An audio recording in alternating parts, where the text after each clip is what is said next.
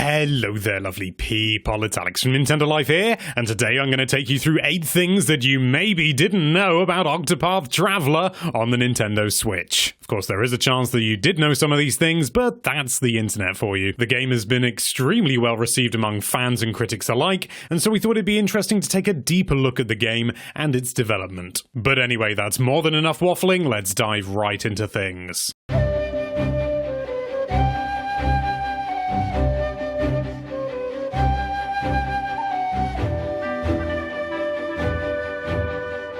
Due to the game using certain instances of early modern English with words like thou and adding st onto the end of every verb, some Chinese Switch owners have nicknamed the game TEM8 Traveler. TEM8 stands for Test for English Majors 8 and is a university-level English exam in China for undergraduates. Some players even started sharing tips online with one another on how to understand some of the archaic language found in the game. Big thanks to Chinese Nintendo on Twitter for that one. On launch, the game was an enormous success, selling out almost immediately and leading to a shortage of physical copies. In North America, Amazon.com ended up being pushed into backorder for 2 months, and in Japan, a restock of the game sold out in just 3 hours, which is frankly ludicrous. This resulted in Square Enix having to issue a second apology over the game's borderline non-existent availability, at least physically. And as you might expect, some copies were being sold online by private sellers for a substantial markup. Sadly, it's part and parcel for this kind of thing. Of course, the digital version was and is infinitely accessible, but then you wouldn't get that lovely box art, would you? The voice actor for 2 of the characters in the game, Werner and Darius, is Sean Chiplock. Chiplock may not be immediately recognizable, but if you own a Switch, you'll know his work for sure. He also lended his voice to Teba, the Great Deku Tree, and Falco and Rivali in The Legend of Zelda Breath of the Wild. Clearly a man of many talents. When the developers were producing the game, they unsurprisingly took inspiration from previous Square Enix games.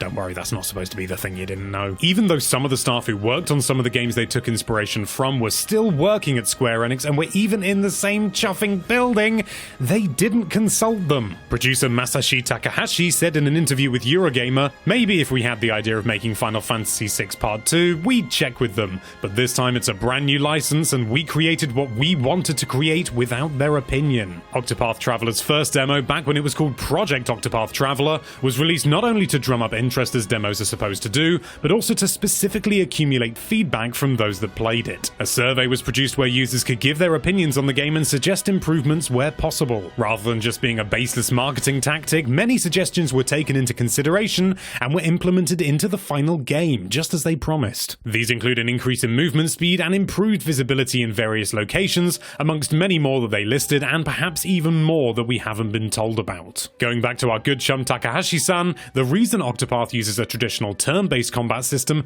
is partly because Takahashi himself struggles with modern real-time combat systems in JRPGs. The break and command boost mechanics were also included as a way simply to make the game stand out, as the developers felt that without some extra gubbins like this incorporated well, the combat would fail to have enough of a unique identity. It's widely known that the names of the 8 protagonists, Ulberich, Cyrus, Therion, Ophelia, Primrose, Alphin, Tressa, and Hanit, spell out Octopath, but this idea was theorized online back when only the first 2 characters, Ulberich and Primrose, had been revealed. I mean, yes, given how rampant a force the internet can be when it comes to tearing stuff apart like this, the conclusion is kind of expected, but this time it actually turned out to be true, which is a rarity. And lastly, the game's name clearly refers to the 8 stories and paths you'll be taking when or if you happen to play it, but it is also designed to be easy for Japanese fans to remember. Once again, we're turning to the lovely Takahashi-san, who said in an official Nintendo interview, Octopath transliterated into Japanese sounds like the word octopus, so it has a memorable ring to it. And there you have it. Those are 8 things that you potentially didn't know about Octopath Traveler.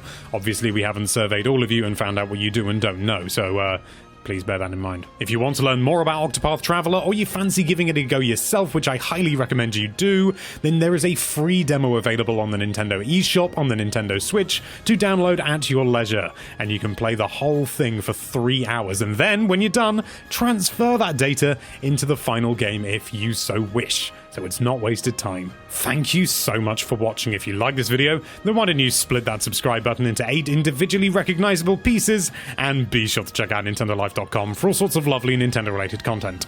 Thank you again for watching. Bye-bye.